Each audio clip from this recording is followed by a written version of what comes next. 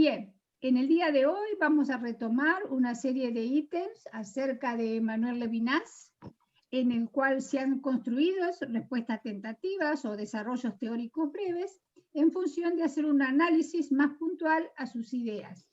Las estudiantes van a leer por grupo y se irán resolviendo aquellas cuestiones o preguntas que surjan, no solo desde mí o desde ustedes, sino también entre pares, ¿sí?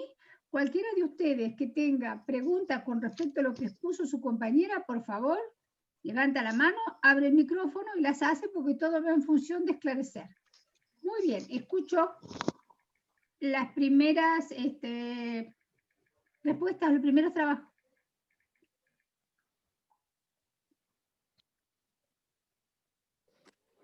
¿Querés que arranque?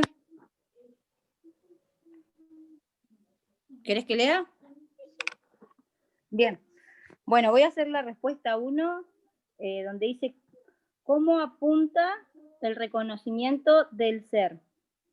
Bueno, apunta al reconocer al otro con la observación profunda, una mirada que trae libertad, el otro como fenómeno suficiente que me interpela, encontrándonos cara a cara. El rostro es la desnudez teniendo una apertura del sujeto hacia el otro, en la más absoluta libertad.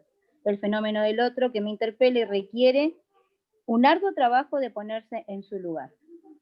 Eso puse en la 1.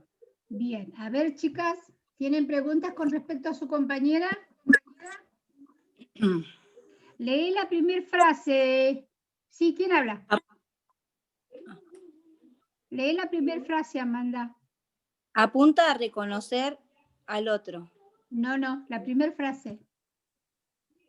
La pregunta, ¿cómo apunta el reconocimiento del ser? No, la primera frase donde vos intentás responder a la pregunta.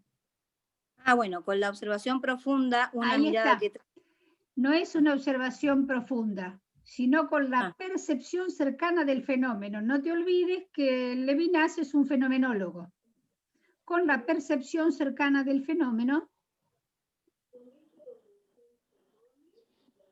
Y después lo demás está todo bien. Bueno. Bien, porque vos después incluso nombrás 2 o 3 veces fenómeno. Entonces, sí. Si vos no decís que él es un fenomenólogo, el fenómeno se podría ver como un sentido peyorativo o negativo, ¿sí? Ok, sí, tenés razón. Recuerden muy bien que él es fenomenólogo, ¿sí? Muy bien. A ver, ¿alguien más que lea lo que puso en la 1? Yo leo ¿Puedo leer la mía, Amelia? Sí.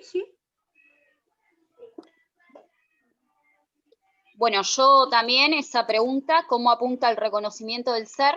Lo que puse es que Levinas apunta y define al ser como un otro que debemos preocuparnos y no verlo como alguien enfrentado, ya que desde el momento en que el otro me mira, yo soy responsable de él, sin ni siquiera tener que tomar responsabilidades en relación con él. Su responsabilidad me incumbe. Es una responsabilidad que va más allá de lo que yo hago. El otro responde a aquello que no soy yo, aquello que es anterior a mí, y gracias a lo cual yo soy quien soy.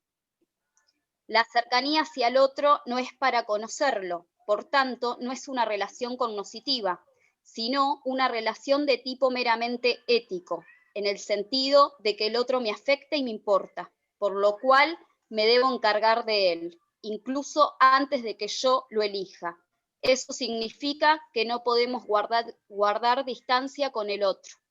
Bien, fíjate que por ahí comenzá a leer de nuevo la intención de respuesta. Flor. Levinas apunta y define al ser como un otro que debemos preocuparnos y no verlo como alguien enfrentado. Bien, apunta desde su perspectiva humanista. Y no solo soy responsable por mí, sino también por el otro. ¿Sí? Estaba bien, está bien. Pero tienen que aclarar que es una mirada humanista. Bien, muy bien. ¿Quién sigue, chicas? Listo. Sí. Yo, profe, si quiere puedo leer, pues tengo, no sé si está bien la 2 como lo hicimos nosotros. siempre va a estar bien. Lo que yo hago es apuntar a aquellos conceptos que son claves para entender al autor, chicas. No hay ningún problema. Bien, ¿quién lee? Nosotros en la 2 pusimos que la huella es un rastro que nos permite contribuir al ¿Quién me pasado. habla? Paola Jaimes. ¿Y no tenés pantalla?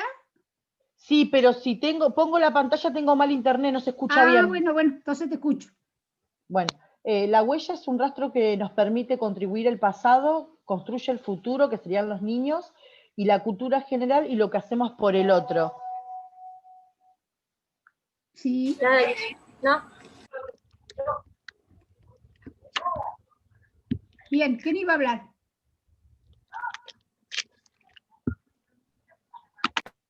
Alguien tiene un micrófono abierto, profe, no es que alguien hablara. Sí. Bien. Paola, vamos a esto. Cuando ustedes hablan de la huella, y vos hablas de la huella, recuperar el pasado para orientarse al futuro, estás Sí. hablando de una cuestión de la identidad, ¿sí? Sí. Entonces, estamos haciendo mención que recuperar la huella es recuperar parte de la cultura del pasado, orientándolo hacia el futuro como una construcción identitaria. No se olvide que nosotros venimos trabajando el texto de sin identidad y las huellas. Entonces, parte de esa construcción identitaria tiene que ver con vincular el pasado con el futuro, siendo yo el principal actor. ¿Estamos? Sí, Bien. profe. ¿Quién más?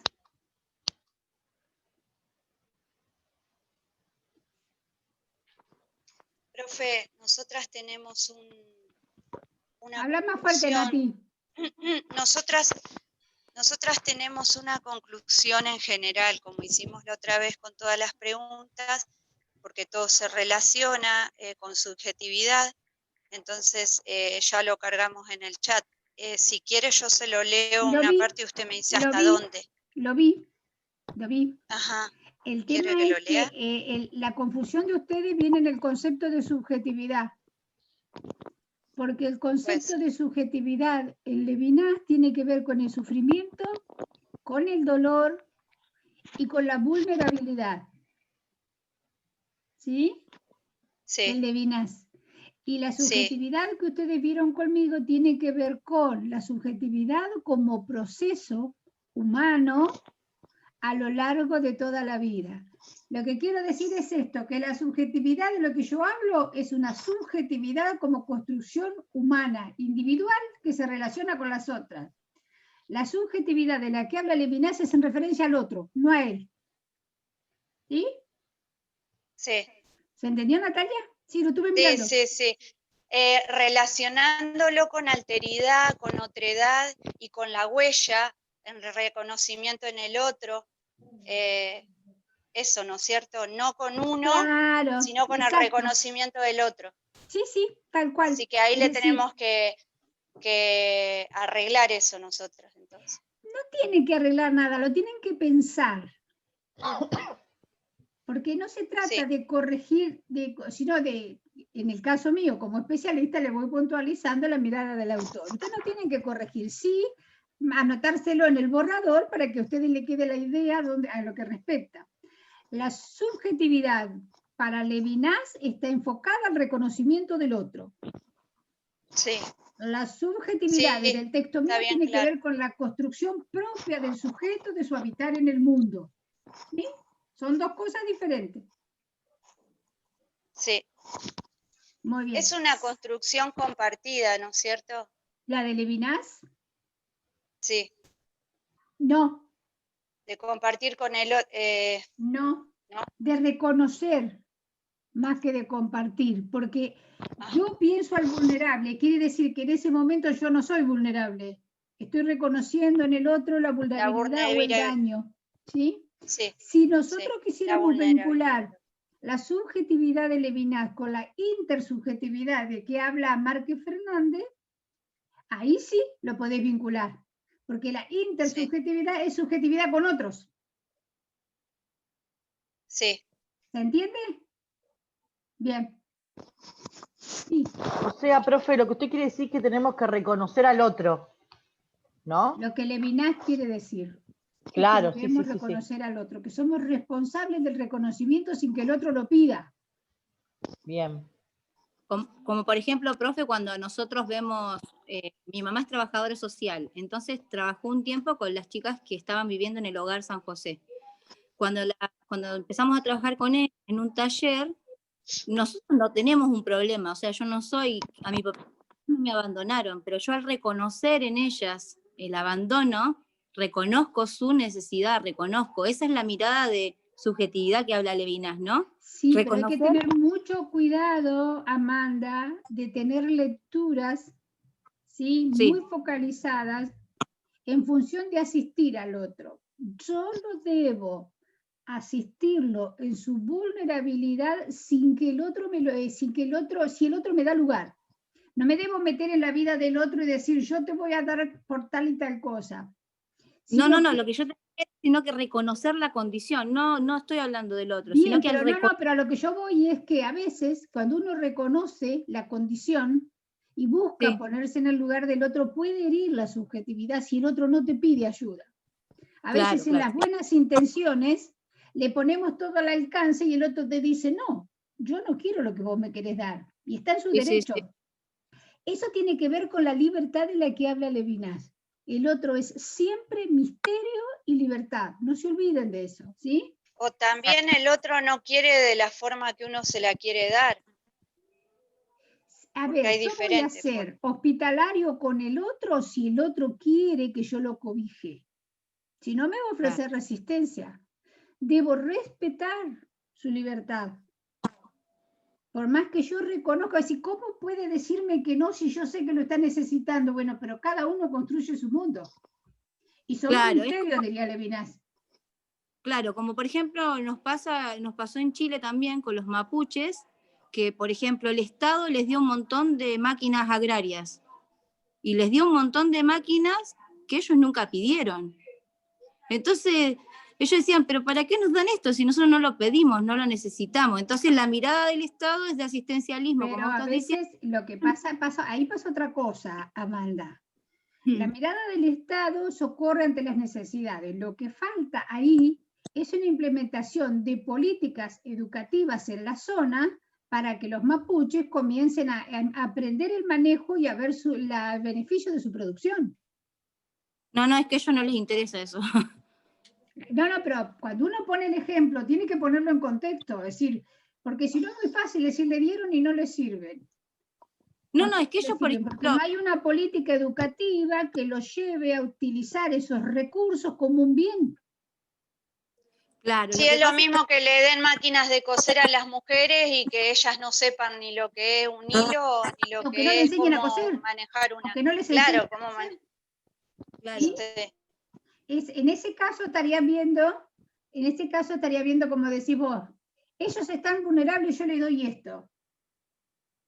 Pero si el otro no tiene la aceptación o no demandó de ese servicio, va a ser inútil. Claro, sí. Entonces, chicas, es un mundo muy injusto y es un mundo que está mirado desde arriba.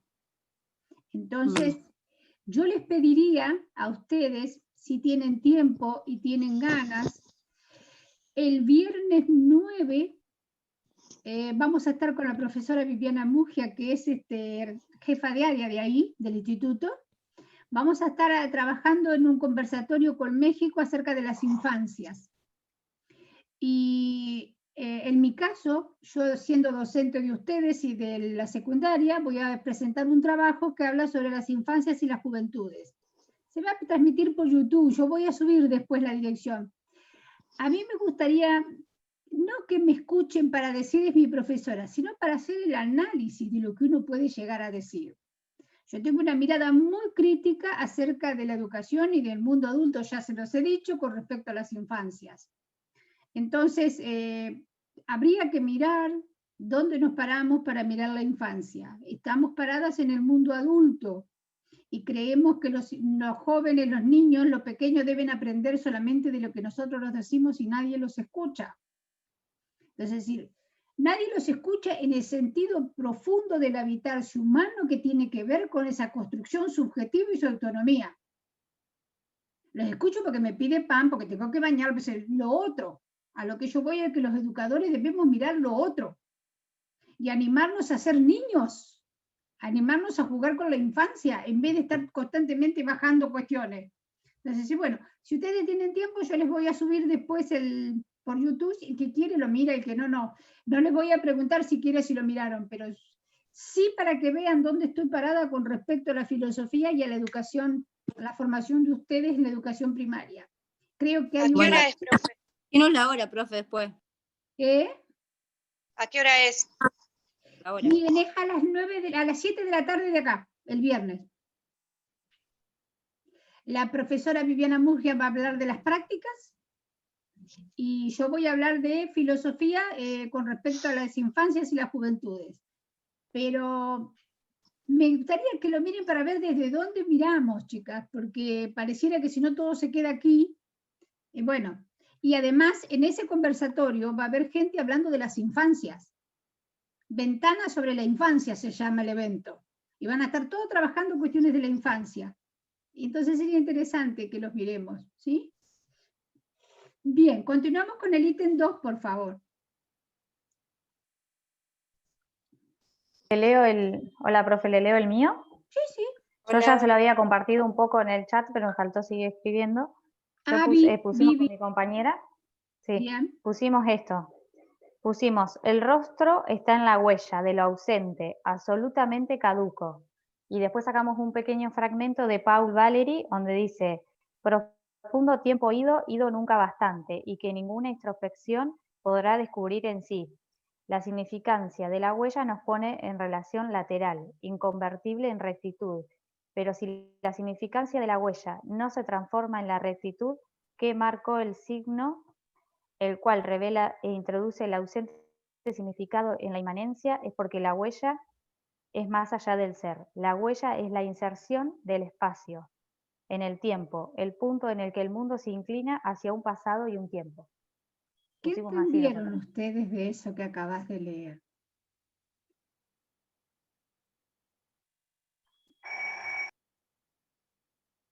Sí, María, te escucho.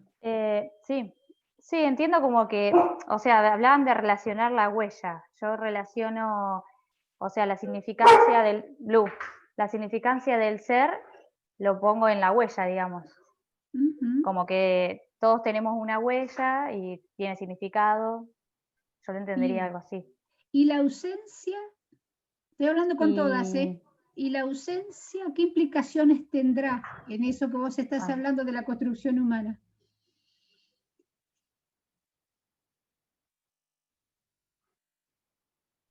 No escuché la pregunta, profe.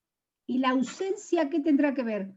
Usted no había hablado sobre eso, sobre la ausencia del rostro, que cuando desaparece, no desaparece el sentido del otro ser, sino que se mantiene la huella.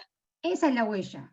No necesita estar presente con el rostro carnal frente a mí, sino que su huella siempre me va a impactar aunque este no esté. Ahora vos dijiste algo de la trascendencia, ¿o qué, María? Léelo un poquito más fuerte, por favor. ¿Cuál parte me dijo, profe? Que le lea de vuelta la última parte. Sí. Pero si la significancia de la huella no se transforma en la rectitud que marca el signo, revela e introduce la ausente significancia en la inmanencia, es porque la huella significa más allá del ser. Bien, ahí hay una palabra que es inmanencia. Sí. Inmanencia, es propio del sujeto. Entonces, aunque el otro no esté ante mi mirada, si lo reconozco, debo actuar rectamente. ¿Sí? La rectitud tiene que ver con el obrar bien. Y una vez que yo reconozco la huella del otro, debo obrar bien aunque no esté en mi presencia, pero no es un obrar bien en el sentido kantiano que dice debes obrar bien por deber, sino porque está en el propio sujeto, es inmanente al ser obrar en rectitud. ¿Sí? Ser inmanente quiere decir propio del sujeto. ¿Se entendió? Muy bien. ¿Quién continúa? Yo, profe. Dale. ¿Me escucha? Pues yo escuché todo cortado recién. ¿Ahí me escucha bien? ¿Quién me habla? Acá, Hola. Eliana. Eliana. Dale. Sí, tengo apagada porque no escucho. No importa, bueno, está bien, está bien, está bien. Si tienen dificultades cuando ponen la imagen no hay problema. Dale. Nosotras pusimos, a partir del reconocimiento del ser, el autor apunta a reconocer la propia vulnerabilidad y la del otro, la diversidad y diferencia, sus derechos que está abierto al mundo y a la hospitalidad, donde podemos comprender que el otro trae diferentes huellas. Lo que debemos hacer es respetar y tratar de buscar una resignificación para ayudarlo a salir de esa vulnerabilidad a través de nuestra hospitalidad. Las huellas más relevantes son el rostro y la mirada, la alteridad como un igual. Supone un rostro porque nos conecta con el pasado y nos une con el futuro. La epifanía del rostro, el rostro del otro me impacta. La revelación del otro me va a involucrar, la huella construye sentidos, da identidad. Bien. Fíjate que habla de las huellas de sentido que tiene que ver con el reconocimiento y la cultura, de la identidad que tiene que ver con el reconocimiento del otro en mi mundo, y vos utilizaste un concepto que ahora se me fue. Bueno, en esto de el reconocimiento, de la resignificación. Cuando habla que cada uno viene con sus huellas, estamos hablando de la diversidad. Y vos, Eliana, decías recién de la resignificación. Lo que yo debo resignificar son mis propias lecturas de las huellas y no las del otro. ¿Se entiende? Es decir, aprender para enseñar. Entonces, lo que yo debo resignificar son mis propias lecturas, mis propias huellas acerca del otro, para poder aprenderlo tal cual es, aprenderlo con H en medio. ¿Sí? Eso en filosofía significa hacerlo propio, sentirlo. ¿Tá? Muy bien. ¿Alguien más? Tenemos 5 minutitos. Profe, yo Daniela. Nosotros habíamos puesto constituye el futuro de los niños en cultura general. Lo que tenemos por el otro, transformar su futuro, no se puede cambiar el pasado desprotegido, viejo, huérfano, madre y soltera. Bien, si vos escuchaste lo que yo acabo de decirle a Eliana, transformar su cultura, no transformar mi cultura, porque estoy en un lugar de poder, y resignificar mis recorridos para darle lugar al otro ser. Bien, nos tenemos que ir a el chat. Lo que sí, les voy a dar algunos ítems de cierre. Leviná ya está, ¿sí? Lo van a subir a la actividad y yo voy a corregir y les voy a mandar las devoluciones. Ya lo tienen hecho, así que súbanlo en cuanto puedan. Y otra cosa, comiencen a leer este texto y habiendo leído Levinas, este texto les va a parecer que es para chicos. Porque es muy Sí, ya lo leí yo, sí. Muy abierta, muy sencilla. Pero lo que quiero que presten atención es en esto de resignificar la cultura y el lenguaje, porque la autora va a hacer hincapié en el concepto de extranjeridad. Lean teniendo en cuenta esto, cómo pienso al otro, qué resignifico, qué relevancia tiene la cultura y esto de la extranjeridad. Si es un texto muy cortito, saben que es un texto resumido, pero sí es muy rico para pensar la extranjeridad. Todos somos extranjeros, dice la autora. Y para ello es necesario reconocerse como extranjero del otro desde el lugar de poder. Entonces, en vez de hablar de resignificar o de reformular la cultura del otro, la autora dice, yo también soy extranjera para el otro. Y como estoy en un lugar de significación y poder, lo primero que debo hacer es trabajar conmigo, para poder trabajar con los otros. Bien, niñas, nos vamos al chat, así le comienzo a tirar unas liñitas con respecto a, abran por favor el archivo de esta chica, de Viñales, que está subido, ¿sí? Profe, ¿podría después en el chat explicar, por ejemplo, en qué sentido el otro cobra significancia? Sí, ponelo en el chat ahora que voy para allá.